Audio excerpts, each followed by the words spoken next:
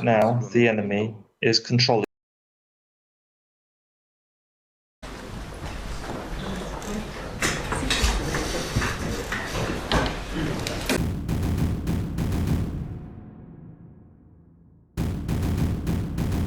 Hi viewers, welcome back to another awesome video. Kursk ஊடுருவலானது ஒரு வாரத்தை தாண்டி போய்கிட்டு இருக்கு. ஆனா இது வரைக்கும் ரஷ்யாவுக்கு சாதகமான செயல் ஏதாச்சும் நடந்திருக்கா அப்படின்னு பார்த்தா ஒண்ணுமே நடக்கல. சொல்லப்போனா ரஷ்யாவிற்கெல்லாம் ஏறுமாறலா தான் நடந்துகிட்டு இருக்கு. இன்னைக்கான காணொளியில நாம 3 நாளைக்கான வார் மேப்பை டிஸ்கஸ் பண்ணி அதுல வரும் வித்தியாசங்கள் என்ன அப்படிங்கிறத பார்க்க போறோம். ஆகஸ்ட் 11, ஆகஸ்ட் 12, ஆகஸ்ட் 13 இது மாதிரி 3 நாளைக்கான வார் மேப்பை நம்ம இன்னைக்கு டிஸ்கஸ் பண்ண போறோம். இதற்கு மத்தியில புட்டின் அவருடைய ஸ்பீச்சை கொடுத்திருக்காரு. ஸோ இந்த குர்ஸ்க் இன்வேஷன் பத்தியும், உக்ரைனின் இந்த குர்ஸ்க் இன்வேஷன் எதற்காக நடக்குது, அவங்க இது மாதிரியான ஒரு டீலை கொண்டு வர போறாங்க அப்படிங்கிறதையும் அவர் சொல்லியிருக்கிறாரு. அதையும் நம்ம டிஸ்கஸ் பண்ண போறோம். ஸோ ஏன் இது மாதிரி 2 நாள் வார் மேப், 3 நாள் வார் மேப் நம்ம உங்களுக்கு சொல்றோம் அப்படின்னு கேட்டீங்கன்னா, அப்பதான் நமக்கு நடக்கிற வித்தியாசம் அப்படியே தெரியும் லைவா. ஸோ இன்னைக்கு நான் டே 2 சொல்லிட்டு நாளைக்கு டே 3 சொன்னா, ஃபாலோ பண்றவங்களுக்கு தெரியும். திடீர்னு பார்க்குறவங்களுக்கு தெரியாது. But 2 war map, 3 war map அப்படின்னு வச்சு நான் டிஸ்கஸ் பண்ணேங்க. உங்களுக்கு வீடியோ பார்க்கும்போது அதில வர வித்தியாசம் உங்களால ஐடென்டிஃபை பண்ணிக்க முடியும். எங்கெங்க போர் போயிட்டு இருக்கு, எங்க என்னைக்கு நியூ ஃப்ரண்ட் ஓப்பன் ஆயிருக்கு அப்படிங்கிறத உங்களால ஈஸியா ஐடென்டிஃபை பண்ண முடியும். அதனால தான் இது மாரி ஒரு வீடியோ நான் போட்டுக்கிட்டு இருக்கிறேன். அண்ட் ஆக்சுவலா இந்த வீடியோ நேத்து வர வேண்டிய வீடியோ. இந்த ஆகஸ்ட் 13ஆம் தேதி நடந்த சம்பவத்தினால உங்களுக்கு இன்னைக்கு வீடியோ வருது. ஆகஸ்ட் 13ஆம் தேதி ஒரு சில சம்பவம் நடந்திருக்கு. அது என்ன அப்படிங்கிறத பார்க்க போறோம். இது போக நம்மள சுத்தி பல நிகழ்வுகள் நடந்துகிட்டு இருக்கு. அதையும் நம்ப பார்க்க வேண்டியது வரும். இந்த குர்ஸ்க் இன்வேஷனால அதெல்லாம் நமக்கு தடைப்பட்டு இருக்கு. ஸோ சில முக்கியமான நிகழ்வுகள் என்ன நடந்திருக்கு அப்படின்னு கேட்டீங்கன்னா, யுஎஸ்இன் செனட்டர் லிண்ட்சி கிரஹாம் அவர்கள் உக்ரைனுக்கு வருகை தந்திருக்காரு. உக்ரைனுக்கு வருகை தந்த உடனே முதல் கோரிக்கை நேட்டோ நாடுகளுக்கும், அமெரிக்காவுக்கும் வச்சிருக்கிறாரு. F-16 ஓட்ட தெரிஞ்ச பைலட்ஸ் இருந்தாங்கன்னா, இல்ல ரிட்டயர்ட் பைலட்ஸ் இருந்தீங்கன்னா, உடனடியா உங்களுடைய சர்வீஸ் எங்களுக்கு தேவை. உக்ரைனுக்காக நீங்க F-16 ஓட்ட வேண்டியது வரும். விருப்பம் உள்ளவர்கள் உடனடியா அப்ரோச் பண்ணுங்க அப்படிங்கிற மாரி ஒரு கோரிக்கை வச்சிருக்கிறாரு. எதற்காக அப்படின்னு கேட்டீங்கன்னா, உக்ரைனின் F-16 ரஷ்யாவுக்கு எதிரா ஓட்டுறதுக்காக. அடுத்து லிண்ட்சி கிரஹாம் ஜெலன்ஸ்கிய நேரடியா பார்த்து பேசியிருக்கிறாரு. அவரு பார்த்து என்ன சொல்லியிருக்கிறாருன்னா, "பரவால்லப்பா, எங்களுக்கு கூட சொல்லாம சீக்ரெட்டா ஒரு குர்ஸ்க் இன்வேஷன் முன்னெடுத்து நடத்தியிருக்கிறீங்க. அதிலயும் வெற்றி வேற அடைஞ்சிருக்கீங்க. என்னுடைய வாழ்த்துக்கள்" அப்படின்னு சொல்லியிருக்கிறாரு. எங்ககிட்ட கூட சொல்லாம நீ இந்த செயல செஞ்சிருக்கிற. பட் பரவால்ல. ஒரு நல்ல முன்னேற்றம், ஒரு நல்ல பாசிட்டிவ் தான் உங்களுக்கு கிடைச்சிருக்கு. இது மாரி நீ தொடர்ந்து பாசிட்டிவான செய்திகள எங்களுக்கு குடுத்துக்கிட்டு வந்தீனாலோ, போர்க்களத்தில உனக்கு அட்வான்டேஜா இருந்ததோ, நீ வெற்றி அடையும் வரை அமெரிக்கா உனக்கு உனக்கு தேவையான ஆயுதங்கள் கண்டிப்பா குடுத்து உதவும் அப்படின்னு யுஎஸ்இன் செனட்டர் லிண்ட்சி கிரஹாம் சொல்லியிருக்கிறாரு. அடுத்த செய்தி, ஃபார்மர் பிரசிடென்ட் ட்ரம்ப் மீண்டும் எக்ஸ் தளத்திற்கு வந்திருக்கிறாரு. ட்விட்டரா இருக்கும்போது ட்ரம்புக்கும் அந்த பிளாட்ஃபார்முக்கும் இருந்த பிரச்சனையினால, சில கான்ட்ரோவர்சினால அவர் அதிலிருந்து கம்ப்ளீட்டா வெளியேறி, ட்ரூத் அப்படிங்கிற தன்னோட புது பிளாட்ஃபார்ம் ஓப்பன் பண்ணி, அதில அவருடைய கேம்பெயின பண்ணிட்டு இருந்தாரு. இப்ப மீண்டும் ஃப்ரீடம் ஆஃப் ஸ்பீச் அப்படிங்கிற தலைப்புல எலான் மஸ்கோட ட்ரம்ப் மீண்டும் எக்ஸ் தளத்திற்கு வந்து ஒரு 2 மணி நேரத்துக்கான உரையாடல் இந்த ஃப்ரீடம் ஆஃப் ஸ்பீச் பத்தி பேசியிருக்கிறாரு. ஆக்சுவலா இந்த ஃப்ரீடம் ஆஃப் ஸ்பீச் அப்படிங்கிறத எத மையக்கருத்தா வச்சு நடத்தப்பட்டதுன்னா, இந்த சோசியல் மீடியாக்கள்ல புரொபகண்டா செய்யப்படும். அதிகமா அமெரிக்காவிற்கு, மேற்குலக நாடுகளுக்கு சாதகமான பேச்சுக்கள் மட்டும் இருக்கணும். அவங்களுக்கு எதிரான பல பேச்சுக்கள் இருந்துச்சுன்னா, அது அப்படியே சப்ரஸ் செய்யப்படும் அப்படிங்கிற ஒரு கண்ணோட்டம் இருக்கு. கண்ணோட்டம் இல்ல, அதுதான் ரியாலிட்டி. இத பத்தி தான் ஃப்ரீடம் ஆஃப் ஸ்பீச். எதா இருந்தாலும் நம்ம பேசணும். அது அமெரிக்காவுக்கு எதிரா இருந்தாலும் நம்ம பேசணும். உண்மைய பேசணும் அப்படிங்கிறது தான் இந்த ஃப்ரீடம் ஆஃப் ஸ்பீச் உடைய மைய கருத்தா பேசியிருந்தாங்க. ஒரு 2 மணி நேரத்துக்கு ஒரு பாட்காஸ்டர் எக்ஸ் தளத்தில் வெளியிடப்பட்டது. இது வெளியிடப்பட்ட உடனே யூரோப்ல இருக்கும் சில நாடுகள் இந்த 2 மணி நேரம் ஸ்பீச்ச இங்க பிராட்காஸ்ட் பண்ணக்கூடாது எக்ஸ் தளத்துல இருந்து அப்படிங்கிறதுக்கான எச்சரிக்கை எல்லாமே எக்ஸ் நிறுவனத்திற்கு கொடுக்கப்பட்டது. அண்ட் இன்னைக்கு என்ன செய்தி வந்திருக்கு அப்படின்னு பார்த்தீங்கன்னா, 2 மணி நேரம் ட்ரம்ப் பேசிய பேச்சுல 20க்கும் மேற்பட்ட ஃபால்ஸ் கிளைம், ஃபேக் புரொபகண்டா, பொய் பிரச்சாரங்கள் தான் செய்யப்பட்டிருக்கு. ஃப்ரீடம் ஆஃப் ஸ்பீச்ன்னு சொல்லி அதிலேயே பொய் பேசுறாரு ட்ரம்ப் அப்படின்னு CNN அவங்க ஃபேக்ட் செக் பண்ணி ஒரு நியூஸ இப்ப சொல்லியிருக்கிறாங்க. ஒருவேளை இதுவே ஒரு ஃபால்ஸ் புரொபகண்டாவா இருக்குமா? அப்படிங்கிற மாரி எல்லாரும் பேசப்பட்டுட்டு இருக்கு. பட் ஃபேக்ட் செக் என்னமோ உண்மையா தான் இருக்கும். ஃபேக்ட் செக் எப்பவுமே பொய் சொல்லாது. பாகிஸ்தான் ரஷ்யாவின் சூப்பர் கேம் S-350 அப்படிங்கிற UAV-ய வாங்கியிருக்கிறாங்க. ஸ்புட்னிக் அப்படிங்கிற நிறுவனத்தாலும் கன்ஃபார்ம் செய்யப்பட்டது. சீக்கிரமா இதற்கான டெலிவரி எல்லாமே இருக்க போகுது அப்படிங்கிற செய்தியும் வந்துகிட்டு இருக்கு. ஜப்பானின் பிரைம் மினிஸ்டர் கிஷிடா அடுத்த பிரைம் மினிஸ்டர் எலெக்ஷன்ல இருக்க மாட்டார் அப்படின்னு அவரே சொல்லிட்டாரு. அவங்க பார்ட்டி வேற ஒரு புதிய கேண்டிடேட் தான் நிறுத்தப்படுவாரு. அடுத்த எலெக்ஷன்ல நான் இருக்க மாட்டேன் அப்படிங்கிற ஸ்டேட்மெண்ட்டையும் அவர் குடுத்துட்டாரு. போதும் இந்த செய்திகள். இன்னைக்கான செய்தி 3 நாள் வார் மேப் அப்படிங்கிறத டிஸ்கஸ் பண்ண ஆரம்பிக்கலாம். நீங்கள் பார்த்துக் கொண்டிருப்பது ஆயுதம் அறிவோம். ஆயுதம் அறிவோம் நேயர்களுக்கு அன்பு வணக்கங்கள். வாங்க இப்ப விரிவான செய்திகள பார்க்கலாம்.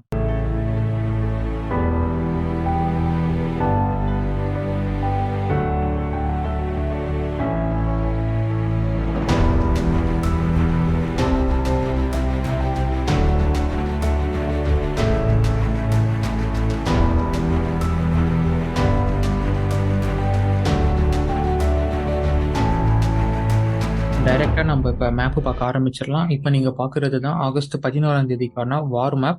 ஸோ இப்போ அப்படியே நான் ஆகஸ்ட் 10ஆம் தேதிக்கான வார் மேப்பை காமிக்கிறேன் பாருங்க. இதுதான் ஆகஸ்ட் 10, இதுதான் ஆகஸ்ட் 11. ஸோ 2 நாளைக்கான வார் மேப் உங்களுக்கு காமிச்சிருக்கேன். இந்த 2 நாள் என்ன வித்தியாசம் ஆகியிருக்கு அப்படின்னு பார்த்தீங்கன்னா, பல முனை தாக்குதலை தடுக்கிறதுக்காக ரஷ்யா அவங்களுடைய படைகளை இப்போ அதிகமான இடத்துல டெப்ளாய் பண்ணியிருக்கிறாங்க அப்படிங்கிறதும் நமக்கு தெரிய வரும்.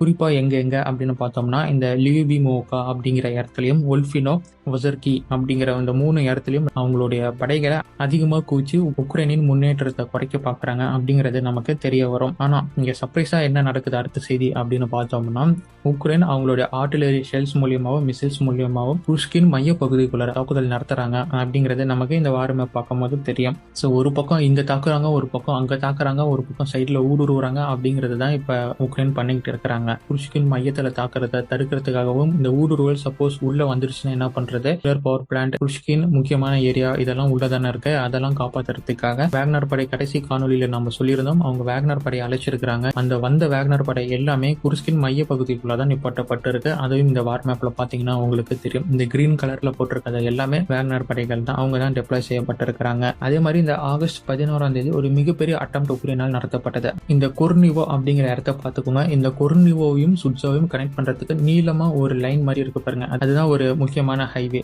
ஸோ இந்த ஹைவேவை கேப்சர் பண்றதுக்கான முயற்சி உக்ரைனால முன்னெடுக்கப்பட்டிருக்கு. சரி, இப்போ ஏஎஃப்யூ படைகளுக்கு ஏன் இந்த ஹைவே முக்கியம், ஏன் இதை கைப்பற்ற பாக்குறாங்க அப்படின்னு பாத்தீங்கன்னா, இப்போ அவங்க கண்ட்ரோலுக்குள்ள இருக்கும் ஏஎஃப்யூ படைகளின் கண்ட்ரோலுக்குள்ள இருக்கும் இடங்கள்ல முக்கியமான ஹைவேவே இதுதான். செவட்ஸ்கி போன்ற பல நகரங்களையும் இதுதான் கனெக்ட் பண்ணக்கூடியது. ஸோ இந்த முக்கியமான ஹைவே மூலியமா தான் டிரான்ஸ்போர்ட்டேஷன் எல்லாமே நடக்கும். ஆயுதங்கள் இல்ல போர் வீரர்கள் எல்லாமே மொபிலைஸ் பண்ணப்படுறாங்க அப்படின்னா இந்த ஒரு ஹைவே மூலியமா தான் நடக்கும். ஸோ ஒரு கார்னர்ல இருந்து இன்னொரு கார்னருக்கு போற மாதிரி தான் இந்த கொர்னிவோ சுட்ஸ்கி ஹைவே அப்படிங்கிறது. ஒருவேளை இந்த ஹைவேவை ஏஎஃப்யூ படைகள் அவங்க கட்டுப்பாட்டுக்குள்ள கொண்டு வந்துட்டாங்கன்னா, ரஷ்யானால உக்ரைன் படைகளை கட்டுப்படுத்துறதுக்கான மிகப்பெரிய மொபைலைசேஷன்ஸ், ஆள் பரிமாற்றங்கள் இதெல்லாம் நடத்த முடியாது. ஒல்ஷினா, நிக்கோலேடெரினோ, செவர்ஸ்கி போன்ற நகரங்கள்லாம் அவங்களால கட்டுப்பாட்டுகளை கொண்டு வரவே முடியாது. அதெல்லாம் கனெக்ட் பண்றதுக்கு முக்கியமான வழித்தடம் இந்த ஹைவே தான். ஆக அதனாலதான் ஏஎஃப்யூ படைகள் இந்த வழித்தடத்தை, இந்த ஹைவேவை கேப்சர் பண்றதுக்கான முயற்சியில ஈடுபட்டிருக்காங்க. ஸோ ஸ்ட்ராட்டஜிக்கலி ஒரு குரூஷியல் வே தான் இது. அடுத்த ஸ்ட்ராட்டஜிக்கல் டார்கெட் எங்க வச்சிருக்கிறாங்க அப்படின்னு பாத்தீங்கன்னா, இந்த குல்ஷ்கோவோ அப்படிங்கிற இடத்துல தான். இந்த குல்ஷ்கோவோ அப்படிங்கிற இடத்துல ஒரு ஆற்று பாலம் இருக்கு. இந்த மேப்ல வந்து இதை நம்ம நார்த், இதை நம்ம சவுத் அப்படின்னு பிரிச்சுக்கலாம். ஸோ நார்த்ல இருந்து சவுத்துக்கு இந்த பக்கம் ஃபுல்லாமே வரணும்னா இந்த குல்ஷ்கோவோ அப்படிங்கிற ஆற்று பாலம் ஒண்ணுதான் மோட் ஆஃப் டிரான்ஸ்போர்ட்டேஷனா இருக்கு. ஸோ அது இருந்தா மட்டும்தான் மேல இருந்து கீழே அக்சசபிள் பண்ண முடியும், தொடர்பு கொள்ள முடியும். ஸோ எந்த டிரான்ஸ்போர்ட்டேஷனா இருந்தாலும் பண்ண முடியும். இந்த நார்த்தையும் சவுத்தையும் கனெக்ட் பண்றதுக்கு முக்கியமா பயன்படும் இந்த குல்ஷ்கோவோ ஆற்று பாலத்தை அழிப்பதற்கான முயற்சி இப்ப ஏஎஃப்யூ படைகளால் ஆகஸ்ட் 11ஆம் தேதி நடத்தப்பட்டது. சப்போஸ் இந்த ஆற்று பாலம் மட்டும் அவங்களுக்கு தகர்த்துட்டாங்க அப்படின்னா குல்ஷ்க்கு கீழே இருக்கும் எல்லா ஏரியாவையும் ஈஸியா ஏஎஃப்யூ படைகள் அவங்க கண்ட்ரோலுக்குள்ள கொண்டு வந்துருவாங்க. ஏன்னா இந்த ஒரு பாலம் இல்லைன்னா ரஷ்யா இதை சுத்திக்கிட்டு வரணும். அவங்களோட பார்டர் பகுதியை பெலரஸ் கூட ஷேர் பண்ணியிருக்கிறாங்க இல்லையா, அந்த வழியை இவங்க சுத்திக்கிட்டு வரணும். ஸோ இந்த வரைபடம் பார்த்தீங்கன்னா நான் கிளியரா வரைஞ்சி காமிச்சிருப்பேன். ஸோ இது மாதிரி சுத்திக்கிட்டு வரணும், அப்படி இல்லைன்னா இந்த பக்கமா வரணும். அதாவது ஏஎஃப்யூ பட்டைகளை மீறி இந்த பக்கமா இவங்க வரணும். இதுதான் அவங்களுக்கு ஒரு மோட் ஆஃப் டிரான்ஸ்போர்ட்டேஷனா இருக்கும். இவ்வளவு சிக்கலை தாண்டி தான் இவங்க வந்து இந்த குல்ஷ்கோவோ அதற்கு கீழே இருக்கும் நகரங்களை அக்சஸ் பண்ண முடியும். ஸோ இந்த ஏரியாக்கள் அப்படின்னு பார்த்தீங்கன்னா பெரிய அளவுக்கு சிட்டியோ இல்லை ஒரு டிரான்ஸ்போர்ட்டேஷன் ஹப்போ வேற எதற்கும் சம்மந்தப்பட்ட ஹப் அப்படிங்கிறது ஒன்றுமே இல்லை. ஜஸ்ட் இது ஒரு ஃபாரஸ்ட் ஏரியா, அங்கங்கே சில வீடுகள் இருக்கும், அவ்வளோதான். உக்ரைன் கைப்பற்றினாங்க அப்படின்னா உங்களுக்கு பெரிய அளவுக்கு ஒரு கை கொடுக்கும் ஒரு இடமா இருக்காது. ஜஸ்ட் ரஷ்யாவின் நிலப்பகுதியை அவங்க ஆக்கிரமிச்சிருக்காங்க அப்படிங்கிறத மட்டும்தான் அவங்களால சொல்ல முடியும். அதை வச்சு அவங்களால எதுவுமே பண்ண முடியாது. மிகப்பெரிய நிலப்பரப்பு பிடிக்கிறதுக்கான தாக்குதலாக இது பார்க்கப்படுது. ஏன்னா குல்ஷ்கோவோ அப்படிங்கிற இந்த ஆற்று பள்ளத்தை தகர்த்துட்டாங்கன்னா நம்ம ஏற்கனவே சொன்ன மாதிரி தான் டிரான்ஸ்போர்ட்டேஷன் தடைப்பட்டு போயிடும். நீங்க கேட்கலாம், ஒரு ஏர் ட்ராப் பண்ணலாம், வான்வழியா இவங்க வரலாம் ரஷ்யா அப்படின்னு கேட்டீங்கன்னா, நண்பர்களே இது வந்து பார்டர் பக்கமா இருக்கும் கிராமங்கள், அதுவும் இல்லாம இதற்கு சைட்ல ரைட் சைட்ல அப்படின்னு பாத்தீங்கன்னா அங்கேயும் ஏஎஃப்யூ படைகள் தான் இருக்கிறாங்க. சப்போஸ் இவங்க ஏரியல் ட்ராப் பண்றாங்க இல்ல வான்வழியா வராங்க அப்படின்னா ஈஸி டார்கெட்டா அமைஞ்சிடும். ஸோ அவங்களே அவங்க தலையை கொண்டு வந்து கொடுக்குற மாதிரி ஆயிடும். கண்டிப்பா அந்த ஒரு தப்பை ரஷ்யா பண்ண மாட்டாங்க. வேணும்னா பெலரஸ்ல இருந்து ஒரு தாக்குதல் நடத்தப்படலாம், அப்படி வேணா ஒரு வாய்ப்பு இருக்கு. அதை தவிர ரஷ்யா மேல நார்த்ல இருந்து கீழே சவுத்துக்கு வருது அப்படிங்கிறது ஒரு இம்பாசிபிள், முடியாத காரியமா மாறிடும் இந்த ஒரு ஆற்று பாலத்தை தகர்க்க முன் வச்சாங்கன்னா. ஸோ இது ரெண்டாவது ஸ்ட்ராட்டஜிக்கல் அட்டாக். இது மாதிரி குர்ஷ் நகரத்துக்குள்ள ஸ்ட்ராட்டஜியாவும் அட்டாக் பண்ணிக்கிட்டு இருக்கும் ஏஎஃப்யூ படைகள். பெல்கிராடையும் விட்டு வைக்கல. குறிப்பா அந்த போரோஸ் அப்படிங்கிற இடத்தை கைப்பற்றினதுக்கு பிறகு பல ஊடுருவல் முயற்சியும் பெல்கிராட் பக்கமும் நடந்துகிட்டு இருக்கு. பெல்கிராடின் கவர்னர் முக்கிய சில பார்டர் வில்லேஜில் இருந்த மக்களை எவாகேட் பண்றதுக்கான ஆர்டரை ஆகஸ்ட் 11 கொடுத்திருக்காரு. ஸோ பெல்கிராட் பக்கமும் ஒரு தாக்குதல் நடந்துகிட்டு இருக்கு அப்படிங்கறத இங்க நம்ம தெரிஞ்சுக்க வேண்டியது. ஸோ எண்ட் ஆஃப் ஆகஸ்ட் 11 அப்படிங்கறதுல என்ன இருக்கு அப்படின்னு பாத்தீங்கன்னா, ரஷ்யாவின் ஃப்ரண்ட்லைன் டெப்ளாய்மெண்ட் சில இடத்துல அதிகரிச்சிருக்கு அப்படிங்கறத நம்மளால பார்க்க முடியும். அண்ட் உக்ரைனியர்கள் பலத்த தாக்குதலுக்கு ரஷ்யாவின் முன்னணி படைகள் ஆளாகிட்டு இருக்கிறாங்க அப்படிங்கறத நம்மளால வரும் செய்திகள் இருந்து தெரிஞ்சுக்க முடியும். குறிப்பா 1000க்கும் மேற்பட்ட ரஷ்ய வீரர்கள் ஏஎஃப்யூ படைகளிடம் சரணடைஞ்சுக்கிட்டு இருக்கிறாங்க. காணொலி கூடிய செய்தி எல்லாமே வந்துகிட்டு இருக்கு. இப்படி சரணடையும் வீரர்களை பெரும்பான்மையானவங்க ஆக்மெட் படையை சேர்ந்தவங்க அப்படின்னு தான் சொல்லப்பட்டுக்கிட்டு இருக்கு. இந்த ஃப்ரண்ட்லைன் தோல்விக்கு, இந்த டிஃபெண்ட் பண்ற தோல்விக்கு முக்கியமான காரணமா சொல்லப்படுவது ரஷ்யாவின் படைகள் சரணடைவது அப்படின்னு சொல்லப்படுது. ஏன்னா இவங்க அனுப்ப அந்த பக்கம் சரணடைச்சு, இவங்க இந்த பக்கம் ரஷ்யா முன்னாடி அனுப்ப அந்த பக்கம் இவங்க உக்ரைன் கேப்சர் பண்ணிக்கிட்டே இருக்கிறாங்க. தாக்குதல் நடத்துறதுக்கு போர் வீரர்கள் இல்ல கேப்சர் பண்ணி முன்னேறிக்கிட்டே இருக்கிறாங்க அப்படிங்கிறது தான் ஃப்ரண்ட் லைன்ல நடக்கும் ஒரு நிதர்சனமான உண்மையா இருக்கு. அதே மாதிரி ஹெவி ஃபைட் எங்கெங்க போயிட்டு இருக்கு அப்படின்னு பாத்தீங்கன்னா, சுட்ஸா அண்ட் பெல்கிராட் இந்த 2 ரீஜன்லயும் தான் ஹெவி ஃபைட் அப்படிங்கிறது நடந்துகிட்டு இருக்கு. இதுதான் ஆகஸ்ட் 11 கள நிலவரமா இருந்திருக்கு. ஆகஸ்ட் 12 அப்படின்னு போனோம்னா பல முக்கிய செய்திகளும் இந்த நாள்ல தான் வருது. குறிப்பா ஜெலன்ஸ்கி ஒரு வீடியோவுடன் கூடிய ஒரு போஸ்டை எக்ஸ் தளத்துல பதிவு பண்றாரு. இந்த சம்பவம் ஞாயிற்றுக்கிழமை நடந்தது அப்படின்னு சொல்றாரு. என்ன அப்படின்னு கேட்டீங்கன்னா, ஜாப்ரோசியா நியூக்ளியர் பவர் பிளான்ட். நம்ம எல்லாருமே பேசிட்டு இருப்போம், இந்த குர்ஷ் நியூக்ளியர் பவர் பிளான்ட் தான் இப்ப மிகப்பெரிய அச்சுறுத்தலுக்கு ஆளாகி இருக்கு உக்ரைனின் ஊடுருவல்னால அப்படின்னு. ஆனா ஜாப்ரோசியா பவர் பிளான்ட் அமைதியா ஒரு தாக்குதலுக்கு ஆளாகி இருக்கு. கூலிங் டவர்ல இருந்து மிகப்பெரிய கருப்பு புகையுடன் ஒரு தீ வந்துகிட்டு இருக்கு அப்படிங்கறத நம்மளால பார்க்க முடியும். ஸோ இதுதான் ஜெலன்ஸ்கி அவர்கள் சொல்றாரு. ரஷ்யா அவங்க கண்ட்ரோலுக்குள்ள வச்சிருக்கும் இந்த ஜாப்ரோசியா நியூக்ளியர் பவர் பிளான்ட்டுக்குள்ள ஒரு தாக்குதல் நடத்திருக்கிறாங்க. ஸோ அவங்களால ஏற்பட்ட தீ விபத்து தான் இது அப்படின்னு அவங்க சொல்றாங்க. இதே ரஷ்யன்ஸ் என்ன சொல்றாங்க, நாங்க எந்த தாக்குதலும் நடத்தல, எங்க மேலதான் உக்ரைனியன் ஷெல்லிங் நடத்திருக்காங்க, ஆர்ட்டிலரி ஷெல் மூலியமா தாக்குதல் நடத்திருக்காங்க, அதுல ஏற்பட்ட ஒரு டேமேஜ்னாலதான் இங்க மிகப்பெரிய தீ விபத்து ஏற்பட்டிருக்கு அப்படின்னு ரஷ்யன் சொல்லிட்டு இருக்கிறாங்க. சம்பந்தமே இல்லாம ரஷ்யாவின் கவர்னர் ஒருவர் என்ன சொல்லியிருக்கிறாரு அப்படின்னா, 2 பேரும் சொல்றது பொய்யுங்க, டயரை பத்த வச்சு கூலிங் டவருக்கு அனுப்பி விட்டுருக்காங்க, அது மூலியமா ஏற்பட்ட தீ தான் இது. ரஷ்யா டெப்ளாய் செய்யப்பட்ட கவர்னர் அவர் அந்த இடத்துல இருந்து சொல்லியிருக்கிறாரு. சரி, இப்ப யார் தாக்குனாங்க தாக்கல அப்படிங்கறது மேட்டர் இல்ல. இந்த கூலிங் பிளான்ட்டுக்கும் இந்த ஜாப்ரோசியா நியூக்ளியர் பவர் பிளான்ட்டுக்கும் என்ன ஆச்சு அப்படின்னு பார்த்தோம்னா, யூஎன் வாட்ச் டாக்ஸ் IAEA அவங்க இந்த தாக்குதல் நடந்த பிறகு இன்வெஸ்டிகேட் பண்ணிருக்காங்க. அவங்க என்ன சொல்லியிருக்காங்கன்னா, ஜாப்ரோசியாவின் 6வது நியூக்ளியர் ரியாக்டர் இருக்கும் கூலிங் பிளான்ட்ல தான் இந்த தீ விபத்து ஏற்பட்டிருக்கு. பட் எந்த ஒரு நியூக்ளியர் ஸ்பைக்ஸோ இல்ல சீரியஸ் டேமேஜோ இந்த கூலிங் பிளான்ட்டுக்கு ஏற்படல. ஸோ நியூக்ளியர் ஸ்பைக்ஸ் எதுவுமே இந்த இடத்துல காமிக்கல. ஸோ எந்த பிரச்சனையும் இல்லை இப்போ வரைக்கும் இந்த தாக்குதல் காரணமா, எல்லாமே சேஃபாக தான் இருக்கு அப்படின்னு IAEA அவங்க ரிப்போர்ட் கொடுத்துருக்காங்க. பட் ஜெலன்ஸ்கி இதை எப்படி மாற்றிக்கிட்டு போறாரு அப்படின்னா, ரஷ்யா தான் இந்த தாக்குதலை நடத்திருக்காங்க, குறிப்பாக நாங்கள் குர்ஷ்குள்ள ஒரு தாக்குதல் நடத்தினதை எதிர்க்கும் விதமாக ஸோ இங்கே எங்களுக்கு ஒரு பயமுறுத்தலை கொடுத்துருக்காங்க, இந்த ஜாப்ரோசியா நியூக்ளியர் பிளான்ட்டை தாக்க எங்களுக்கு ஒரு பயமுறுத்தலை கொடுத்துருக்காங்க அப்படின்னு ஜெலன்ஸ்கி அவர்கள் முன் வச்சிருக்காரு. இதை தொடர்ந்து அடுத்த மிகப்பெரிய செய்தி என்ன வருது அப்படின்னு கேட்டிங்கன்னா, ஆகஸ்ட் 11 ஊடுருவலுக்கான தாக்குதல் நடத்தப்பட்டது பெல்கிராட்ல அப்படின்னு பார்த்தோம் இல்லையா. 12 அந்த தாக்குதல் மிகப்பெரிய அளவுக்கு முன்னெடுக்கப்படுது. ரொம்ப சீரியஸான தாக்குதல், எல்லையை ஊடுருவறதுக்காக உக்ரைனியன்ஸ் பண்ணிட்டு இருக்கிறாங்க அப்படின்னு பெல்கிராட் கவர்னர் சொல்றாரு. ஸோ பெல்கிராட்லயும் ஸ்டேட் எமர்ஜென்சி அறிவிக்கப்படுது. அதுவும் இல்லாம எல்லை ஓரமா இருக்கும் அனைத்து கிராமங்கள்ல இருந்தும் மக்களை எவாக்குவேட் பண்றதுக்கான ஆர்டர் கொடுக்கப்பட்டிருச்சு. குர்ஷ் தாக்குதல் இருந்து ஒரு பாடத்தை கத்துக்கிட்டாங்க அப்படின்னு தெரிய வருது. ஏன்னா குர்ஷ் தாக்குதலையும் இப்படிதான், தாக்குதல் நடந்த பிறகு அங்க எவாக்குவேட் பண்றதுக்கான ஆர்டர் கொடுக்கப்பட்டது. பட் இங்க தாக்குதல் தீவிரமா போகும்போதே ஆர்டர் கொடுக்கப்பட்டது. ஒருவேளை ஊடுருவல் முழுசா நடந்துருச்சுன்னா அங்க மக்கள் இருக்கும்போது ரஷ்யானால அங்க ஒரு மிகப்பெரிய தாக்குதலை நடத்த முடியாது, அந்த ஃப்ரண்ட்லைனை திருப்பி அனுப்ப முடியாது. ஏன்னா அவங்க மக்கள் உள்ள மாட்டிக்கிட்டு இருப்பாங்க. ஊடுருவல்ல இந்த பாடம் கத்துக்கிட்டதுனால பெல்கிராட்ல முன்கூட்டியே ஒரு முன்னெச்சரிக்கை நடவடிக்கை இங்க எடுக்கப்பட்டிருக்கு. சரி, தாக்குதல் எங்க தீவிரமா இருக்கு பெல்கிராட்ல அப்படின்னு பார்த்தோம்னா, கொலோட்டிவ்லோகா அப்படிங்கிற பகுதியில தான் தாக்குதல் பயங்கரமா நடந்துகிட்டு இருக்கு. உங்களுக்கு மேப்ல காமிக்கிறேன் பாருங்க, இங்க ஒரு செக் பாயிண்ட் இருக்கிறதும் உங்களால பார்க்க முடியும். ஸோ இந்த செக் பாயிண்ட் தான் ரஷ்யா பார்டரையும் உக்ரைன் பார்டரையும் பிரிக்கும் ஒரு செக் பாயிண்ட். அங்கிருந்து இங்க உள்ள போகணும்னாலும் இங்கிருந்து அங்க உள்ள போகணும்னாலும் இதுதான் அவங்களுக்கு பார்டர் செக் பாயிண்ட் பகுதியா இருந்துகிட்டே இருக்கு. ஸோ இந்த இடத்துல தான் உக்ரைன் அவங்களுடைய பீரங்கி படையை கொண்டு இந்த செக் போஸ்ட்டை முழுசா தாக்கி அழிக்கிறாங்க ஊடுருவல் முயற்சியை பண்றதுக்காக. இந்த கொலோட்டிவ்லோகா அப்படிங்கிற செக் பாயிண்ட் ரோடு எங்க போய் கனெக்ட் ஆகும் இந்த பெல்கிராட் பகுதி அப்படின்னு பார்த்தோம்னா, கிரான்ஸ்னோயா யருகா அப்படிங்கிற ஒரு நகரத்துல கனெக்ட் ஆகும். ஸோ இதன் காரணமா முதல் கட்ட எவாக்குவேஷன் எங்க நடத்தப்பட்டுக்கிட்டு இருக்கு அப்படின்னு பார்த்தோம்னா இந்த கிரான்ஸ்னோயா யருகா அப்படிங்கிற இடத்துல தான் எவாக்குவேஷன் நடத்தப்பட்டுக்கிட்டு இருக்கு. கொலோடிவுலோக்கால ஒரு ஊடுருவல் முயற்சி நடந்துகிட்டு இருக்கும் போதே இன்னொரு இடத்துலயும் பிரிலிஸ் அப்படிங்கிற ஒரு இடத்துலயும் ஊடுருவல் முயற்சி நடத்தப்பட்டுக்கிட்டு இருக்கு. இப்போ உங்களுக்கு ஒரு கேள்வி வரலாம், ஏற்கனவே போரஸை ஊடுருவி அங்கே வெற்றி அடைஞ்சிட்டாங்க உக்ரைனியன்ஸ் இந்த பெல்கிராட் பகுதியில், அப்புறம் ஏன் மற்ற பகுதிகளில் புதுசாக ஊடுருவ முயற்சிக்கிறாங்க அப்படிங்கிற கேள்வி உங்களுக்கு வரலாம். ஆக்சுவலாக இந்த போரஸ் அப்படிங்கிறது ஒரு தப்பான ஊடுருவலாக உக்ரைனுக்கு அமைஞ்சிருச்சு. ஏன்னா இந்த போரஸ் அப்படிங்கிறது எந்த ரோட் டிரான்ஸ்போர்ட்டேஷனும் போய் கனெக்ட் ஆகாது.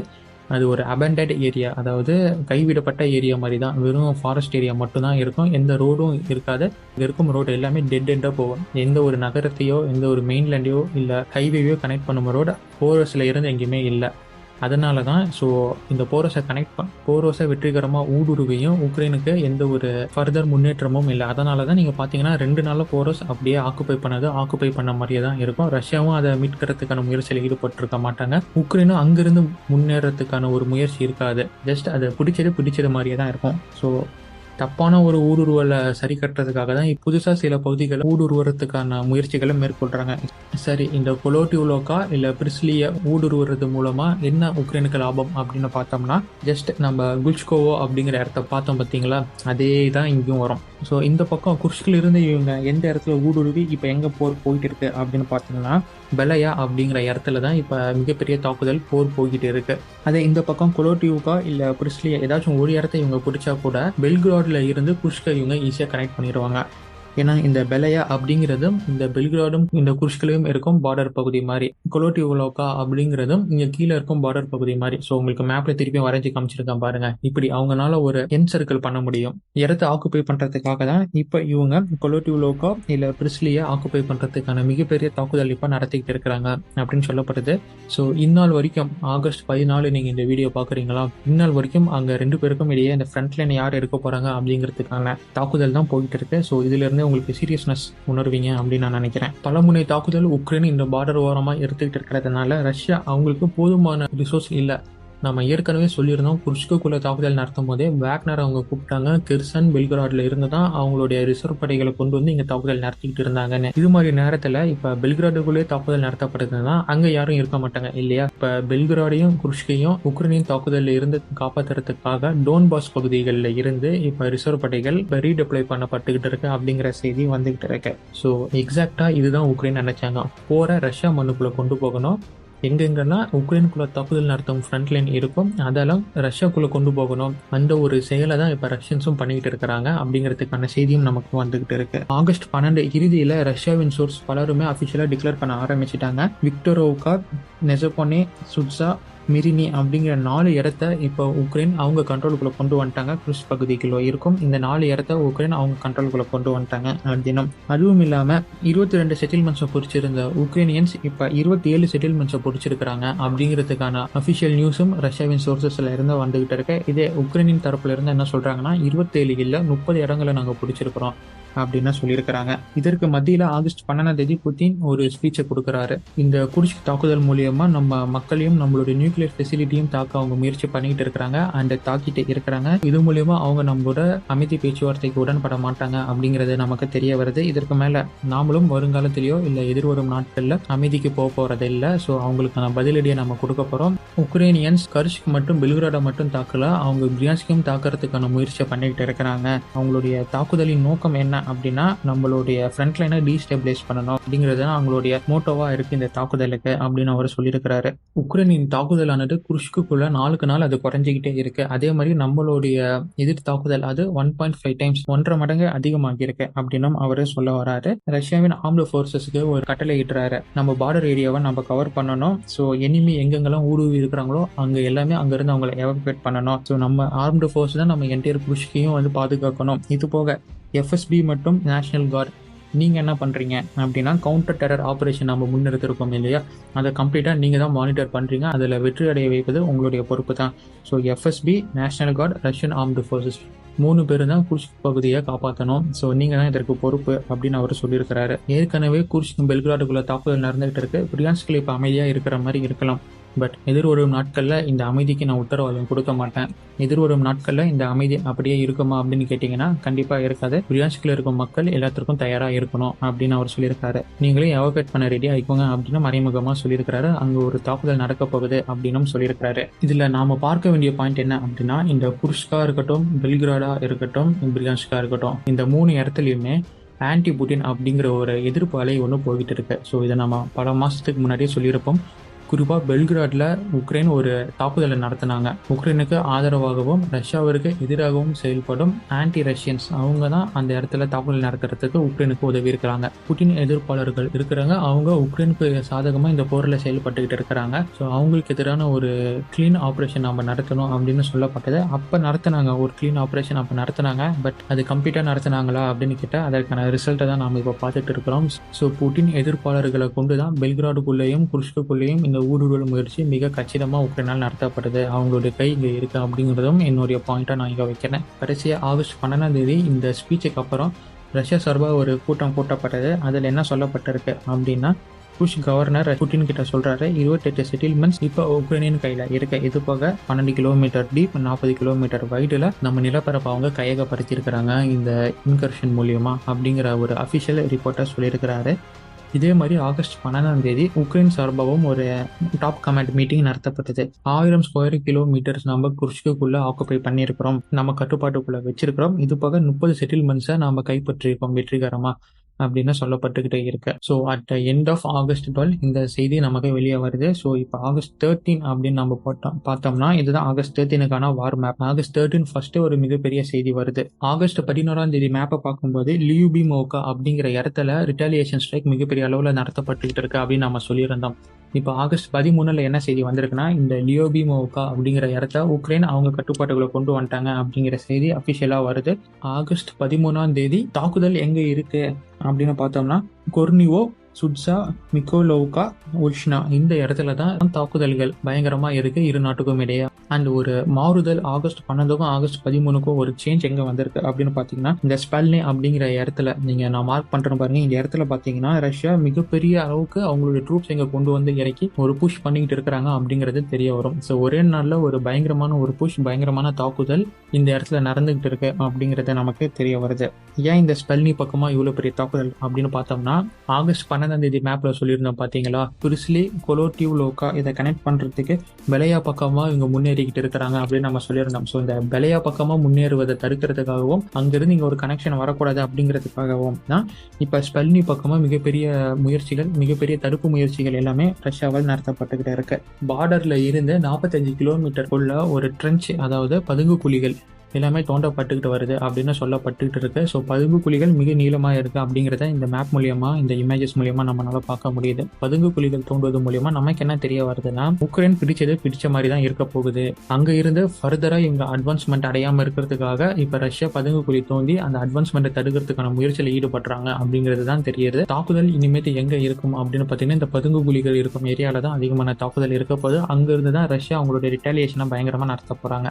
இப்போ இந்த பதுங்கு குழிகள் தோண்டப்படுவதை ஏஎஃப்யூ படைகளை ரஷ்யானால தடுக்க முடியல அப்படிங்கறத தான் நமக்கு காமிக்குது. அதனாலதான் கொஞ்சம் கேப் விட்டு பதுங்கு குழி தோண்டி இந்த அட்வான்ஸ்மெண்ட்டை தடுக்கிறதுக்கான முயற்சியில் இவங்க ஈடுபட போறாங்க அப்படிங்கறத நமக்கு காமிக்குது. இப்போ வரைக்கும் இந்த வீடியோ ரெக்கார்ட் பண்ணும் வரைக்கும் இதுதான் நமக்கு செய்தியா இருக்கு. ஆகஸ்ட் 13 வார் மேப் இதுதான் நமக்கு காமிச்சிட்டு இருக்கு.